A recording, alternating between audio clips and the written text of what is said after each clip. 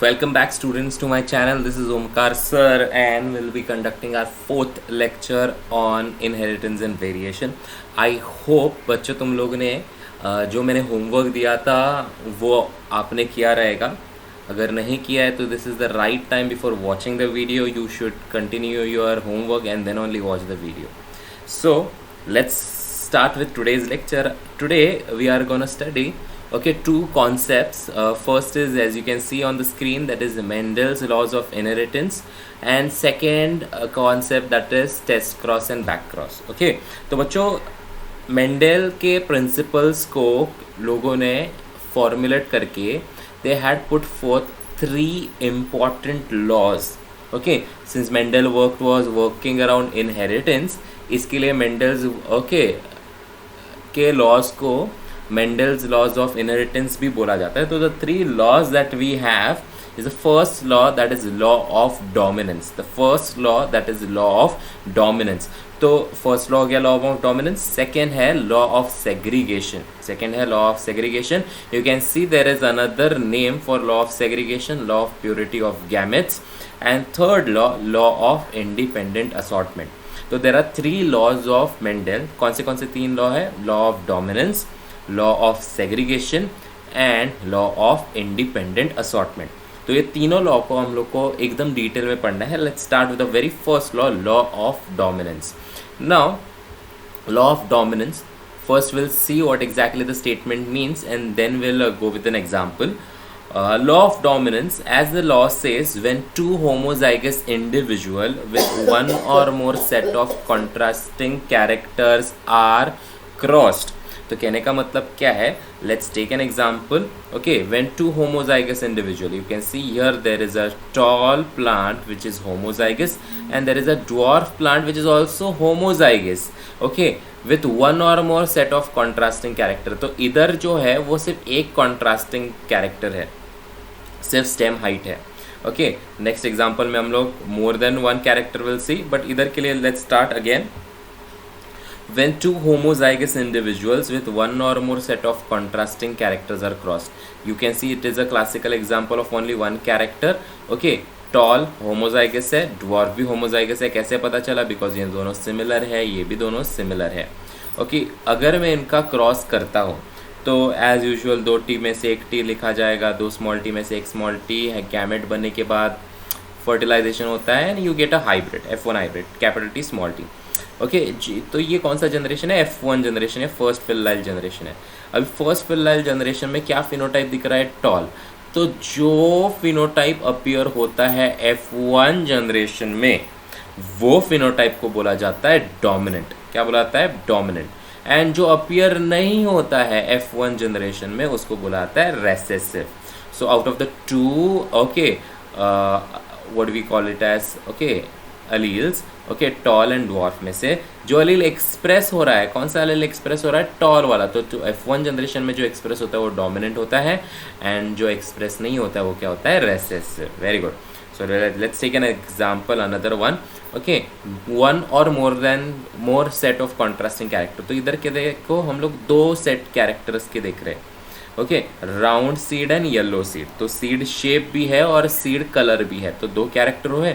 तो इधर भी देखो होमोजाइगस होने चाहिए पेरेंट्स. तो R R Y Y, R R Y Y बराबर. दो आर में से एक कैपिटल आर, दो वाई में से एक कैपिटल वाई, दो स्मॉल आर में से एक स्मॉल आर और दो स्मॉल वाई में से एक स्मॉल वाई. कुछ बराबर. इधर तो हो गया अपना. तो इनके जब हाइब्रिड होता है तो आर के साथ आर, वाई के साथ वाई. तो इधर भी देखो ये जनरेशन में, दैट इज फर्स्ट फेलाइल जनरेशन में, जो कैरेक्टर अपीयर हो रहा है, कौन सा अपीयर हो रहा है? Round and yellow seeds. तो as per the law what we say, law of dominance का मतलब क्या होता है? Law of dominance states that the character that appears in F1 are called as dominant. तो इधर जो कैरेक्टर अपीयर हुआ, कौन सा अपीयर हुआ? Round and yellow. तो round and yellow seed as the dominant one. And जो अपीयर नहीं हुआ, कौन सा नहीं हुआ अपीयर? Wrinkled and green. ये देखो व्रिंकल्ड एंड ग्रीन अपीयर नहीं हुआ, तो वो क्या हो गया? रिसेसिव. तो इसको बोलते हैं law of dominance. I hope you understand that. We'll proceed to the second law, law of segregation. तो बच्चों segregate करना मतलब क्या करना? Simply we need to separate those things. Okay, तो लॉ ऑफ सेग्रीगेशन क्या कहता है, let's see. When a hybrid F1 forms gametes, when a hybrid F1 forms gametes, alleles segregate from each other. Alleles segregate from each other and enter in the different gametes. So we'll take an example. You can see this is an F1 hybrid. When it forms gamete, ये देखो gamete, ये capital T पे gamete है, ये small t पे gamete है, because single है. Okay, they segregate from each other. देखो इन लोग separate हो गए, क्या एक इस जगह पे एक t गया, दूसरी जगह पे दूसरा t गया. So when I repeat the statement, when a hybrid forms gametes, alleles, that is out of the two alleles, they segregate from each other and enter in a different gamete. देखो दोनों अलग अलग gamete में गए. The gamete formed are pure. Why pure? You can see capital T के साथ कुछ है नहीं, small t के साथ है नहीं. So since they are only one of a kind, hence they are said to be pure. Hence they are said to be pure because they carry only one allele each. They carry only one allele each. Hence this is called as law of purity. Pure है gametes, इसके लिए law of purity of gametes. So this is the end of the second law. Third law देखते हैं. Third law है law of independent assortment. Law of independent assortment क्या कहता है? Okay, when a hybrid possessing two or more pairs of contrasting factors alleles forms gametes. Okay, तो कहने का मतलब क्या है? Okay, you can see this is a hybrid having two characters at a time, that is seed shape and seed color. Okay, जब ये gamete बनाते हैं तो कैपिटल R के साथ कैपिटल Y ही जाएगा ऐसा नहीं है. ओके, कैपिटल R के साथ कैपिटल Y भी जा सकता है, you can see here, and capital R के साथ स्मॉल y भी जा सकता है. Similarly okay, R that is wrinkle के साथ येलो भी जा सकता है और रिंकल के साथ ग्रीन भी जा सकता है. तो कहने का मतलब क्या है कि the factors in each pair segregate independent of the other pair. तो ये पेयर एंड ये पेयर इंडिपेंडेंट है. इंडिपेंडेंट मतलब क्या कि राउंड के साथ हमेशा येलो जाएगा ऐसा ज़रूरी है क्या? नहीं, राउंड के साथ सर ग्रीन भी जा सकता है. अदरवेज ओके, रिंकल के साथ येलो जाएगा ऐसा ज़रूरी नहीं है, रिंकल के साथ ग्रीन भी जाएगा. तो कहने का मतलब ये है ओके कि दे आर सेपरेटिंग और assorting themselves independently. Hence the law is called as law of independent assortment. Law of independent assortment. तो फिर से देखते हैं. When a hybrid possessing two or more pairs of contrasting factors, factors को मतलब क्या बोलते हैं? अलील्स. Forms gamete. ओके, जब ये गैमेट बनाते हैं तो factors in each pair segregate independent of the other pair. तो ये R capital Y capital R small Y ये इंडिपेंडेंटली सेपरेट होते हैं, इसीलिए इसको बोलते हैं law of independent assortment. Very good, आगे बढ़ते हैं. As the second topic starts, very simple, back cross and test cross. तो बच्चों back cross and test cross के डेफिनेशन पहले देखते हैं, फिर हम लोग आगे बढ़ेंगे. बैक क्रॉस, बैक का मतलब क्या होता है? पहले वाला. तो बैक क्रॉस का मतलब क्या होता है? The cross between F1 hybrid and its parents. अभी हम लोग एग्जाम्पल से सॉल्व करते हैं. You can C in the slide. Okay, ये जो प्रोजेनी दिख रहा है ये अपना F1 हाइब्रिड है, बराबर. अभी ये F1 हाइब्रिड का जो प्रोजेनी है उसको हम लोग किसी भी पेरेंट के साथ क्रॉस करें, किसी भी, इधर the tall which is a dominant one and dwarf which is a recessive one, तो वो जो होता है क्रॉस, ओके, वो क्रॉस को बोलते हैं बैक क्रॉस. और बच्चों बैक क्यों बोला गया? बिकॉज F1 जनरेशन है और उसके पहले क्या था? Parental generation. तो पहले वाले जनरेशन के साथ किया तो हम लोग एक स्टेप पीछे गए मतलब बैक गए. तो बैक क्रॉस को बैक क्रॉस क्यों बोला गया? समझा? Because it is a cross between F1 hybrid and its parents. And कोई भी पेरेंट हो सकता है, इधर अ डोमिनेंट और a recessive parent. Such a cross is known as a back cross. तो ये ओके, तो मैं अगर ये tall plant okay of parental type और dwarf plant of parental type के साथ क्रॉस करूंगा तो वो क्रॉस को क्या बोला जाएगा? बैक क्रॉस, बराबर. तो टेस्ट क्रॉस क्या होता है? अभी test cross is nothing but a cross of F1 hybrid with its homozygous recessive parent. तो बच्चा ये क्या है, रिसेसिव है, होमोजाइगस है या नहीं है, होमोजाइगस है सर, बिकॉज ये दोनों स्मॉल टी है। तो अगर मैं ये F1 हाइब्रिड को क्रॉस करता हूँ ये रिसेसिव पेरेंट के साथ, कौन से रिसेसिव पेरेंट के साथ, होमोजाइगस रिसेसिव पेरेंट के साथ, ओके तो वो क्रॉस को टेस्ट क्रॉस कहा जाता है। तो सर पूछेंगे अभी टेस्ट क्यों बोला जाता है, because it is use to test whether ये जो इंडिविजुअल दिख रहा है ना F1 का, ये F1 का इंडिविजुअल होमोजाइगस प्योर है या हेट्रोजाइगस है वो चेक करने के लिए। तो ये कैसे होता है सर, सिंपल है बच्चा, इधर है ना टॉल प्लांट अपने को दिखेगा बट उसका जीनोटाइप दिखेगा क्या, नहीं। तो इसीलिए अपने को ये हाइब्रिड है या प्योर है ये चेक करने के लिए, ये हाइब्रिड है, ये टॉल प्लांट हाइब्रिड है या प्योर है ये चेक करने के लिए हम लोग जो क्रॉस करते हैं वो क्रॉस को क्या बोला जाता है, टेस्ट क्रॉस। क्या बोला जाता है, test cross. Very good. So test cross is a cross in which F1 hybrid is crossed with what? It is crossed with a homozygous recessive parent. It is crossed with what? It is crossed with homozygous recessive parent. It is used to test whether an individual is homozygous, that is pure, or heterozygous, that is hybrid. So let's start. Okay. Important points है वो जानना ज़रूरी है before we proceed with how exactly the test cross works. Okay. A dominant character can be expressed in homozygous or heterozygous condition. अभी इसका मतलब क्या होता है, okay, you can C a phenotype round. अब ये फिनोटाइप राउंड सीड है, उसके दो अल्टरनेटिव आंसर हो सकते हैं। Okay, you can see the genotype, it could be the homozygous RR और द हेट्रोजाइगस RR। तो दोनों में से डोमिनेंट कैरेक्टर एक्सप्रेस हो गई, because the dominant character is always expressed in either homozygous or a heterozygous condition। तो ये जो राउंड सीड मिला है अपने को, ये राउंड सीड का जीनोटाइप ओके होमोजाइगस RR हो सकता है या हेट्रोजाइगस RR हो सकता है। Okay, but on a contrary अगर देखा जाए तो एक recessive character can be express only in homozygous condition. तो सर इसका मतलब क्या होता है, ओके तो एक एग्जांपल से ही अगेन सॉल्व करेंगे। फिनोटाइप है अपना व्रिंकल्ड सीड, बच्चों व्रिंकल्ड सीड याद रहेगा, व्रिंकल्ड सीड का फिनोटाइप है ओके। तो जीनोटाइप क्या है, स्मॉल आर। तो बच्चे इसको कोई ऑल्टरनेटिव नहीं है, तो हमें हमेशा याद रखना है कि एक रिसेसिव कैरेक्टर हमेशा एक्सप्रेस कब होता है, होमोजाइगस कंडीशन में। कौन सी कंडीशन में, होमोजाइगस कंडीशन में। बच्चे होमोजाइगस मतलब सिमिलर कंडीशन में। But dominant could be expressed in what? Dominant could be expressed in homozygous as well as heterozygous. Now we'll guess the phenotypes. We'll guess the genotypes, I'm sorry, by using the phenotype. Okay, तो first है yellow seed। तो बच्चों slide पे जो आएगा answer थोड़ा guess करना, okay pause करके गेस करना। अगर पॉज करके गेस किया और आंसर राइट आया तो very good, you are appreciated, or else you can rewind and see the okay video again। तो येलो सीड, तो बच्चों येलो सीड का जीनोटाइप क्या आ सकता है, yellow seed, yellow is a dominant character. तो डोमिनेंट होने की वजह से इट कुड बी इधर होमोजाइगस और हेट्रोजाइगस। तो it could be capital Y और capital Y small y।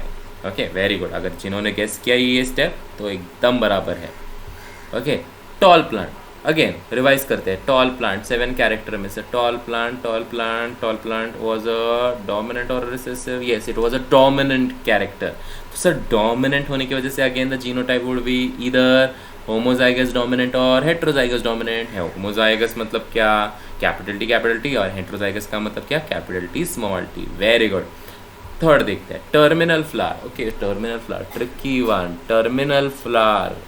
Terminal flower बच्चा होता है तो I think it would be yes, if you're guessing terminal flower is a recessive character then you are absolutely right। तो terminal के लिए आता है genotype small a। Very good. Then इसका गेस करो constricted pod sir, constricted pod तो obviously recessive character है तो ये आएगा स्मॉल आई। Very good. अगर ये बच्चों तुम लोगों ने स्लाइड गेस किया है बराबर से then you can understand that you can proceed ahead. अगर नहीं तो you are supposed to learn the 7 characters, dominant, recessive along with their symbols. Okay, let's proceed ahead. Okay, now thus we now can understand easily the genotype of the recessive character. We can easily, okay, हम लोग ने देखा जिधर भी recessive character है वो हमेशा हम लोग को उसका genotype फटाक से पता चलता है. It is always homozygous. Okay, but can we easily know the genotype of the dominant character? Answer is yes. Guess is answer is no. Why? Okay, it can be either homozygous dominant, example दिख रहा है RR, or it could be heterozygous dominant, capital R small r. तो sir कैसे हम लोग समझ सकते हैं कि जो अपना टॉल प्लांट है, राउंड सीड है, जो भी डोमिनेंट कैरेक्टर है वो होमोजाइगस दैट इज प्योर है, हाइब्रिड है? तो बच्चों, okay, solution to this problem is a test cross. तो we can use a test cross to decide what is the genotype of the dominant character. Very good. So case 1 लेते हैं. Okay, homozygous red flower is crossed with a white flower. तो बच्चों, homozygous red flower is crossed with a white flower. Okay, इसका genotype भी मैं दे रहा हूँ. Okay, red flower के लिए सिंपल है कैपिटल आर यूज़ करो. वाइट फ्लावर के लिए small R. That indicates red flower is a dominant and white is a recessive one. So let's take an example. Okay, so अगर ये दिख रहा है, ओके, थोड़ा कर्सर की तरफ ध्यान देना. This is a white flower and this is a red flower. Don't go with the colour, थोड़ा सा कलर में प्रॉब्लम है बट एडजस्ट कर लेना. Okay, so dominant genotype, sorry dominant phenotype है, that is red flower, but genotype is unknown. But हम लोग ने कंसिडर किया है it is a, okay, pure dominant. Consider किया, कंसिडर प्योर डोमिनेंट. ओके, इसलिए प्योर डोमिनेंट है, इसके लिए होमोजाइगस RR लिखे हैं. तो ये अपना बच्चा ये क्या है, ये है अपना वाइट फ्लावर. वाइट फ्लावर है होमोजाइगस रिसेसिव. होमोजाइगस रिसेसिव मतलब है स्मॉल आर, बराबर. तो नेक्स्ट थिंग, ओके, अभी ना तुम लोग को गैमेट गेस करने हैं. तो गैमेट क्या होंगे, इसके क्या आएंगे गैमेट एंड इसके क्या आएंगे. अगर गेस कर रहे हो, इसके दोनों आएंगे स्मॉल आर एंड इसके क्या आएंगे कैपिटल आर. Very good.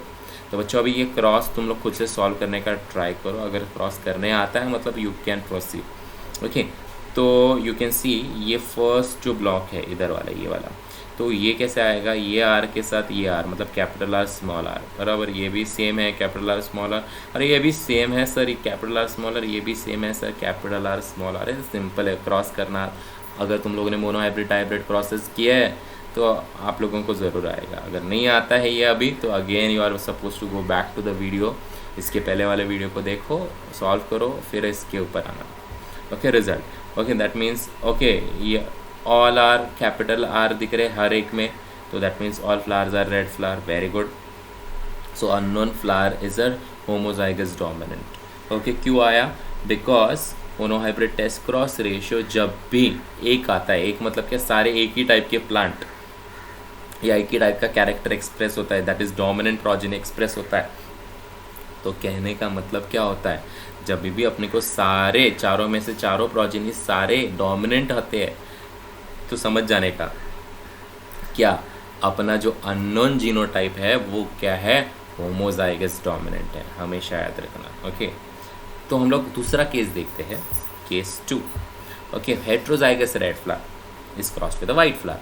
देखो, हम लोग ने बार बार वाइट फ्लावर के साथ क्यों क्रॉस करा, because the test cross is a cross in which F1 hybrid is crossed with its recessive parent and white flower is a recessive parent. Okay, तो next thing genotype. Okay, heterozygous red flower है, इसके लिए capital R small are आएगा, and white flower है इसलिए small R. तो अभी हम लोग आगे बढ़ते हैं. ये सिंपल सिनेरियो अगेन, ये रहेगा अपना हेट्रोजाइगस डोमिनेंट है बट अपने को पता नहीं है, बट कंसिडर करके चलते हैं. Okay, you can see your capital R small R.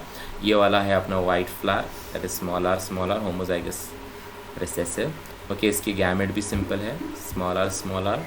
इसके क्या आएंगे, इसके दो अलग टाइप के आएंगे बच्चों, थोड़ा ध्यान से देखना इसको. ओके, ये देखो एक कैपिटल आर आया और इधर क्या आएगा, स्मॉल आर. Very good.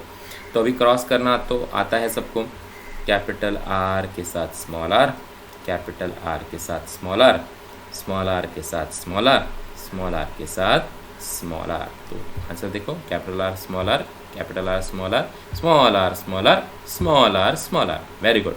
तो अभी इसके फिनोटाइप गेस करो बच्चों.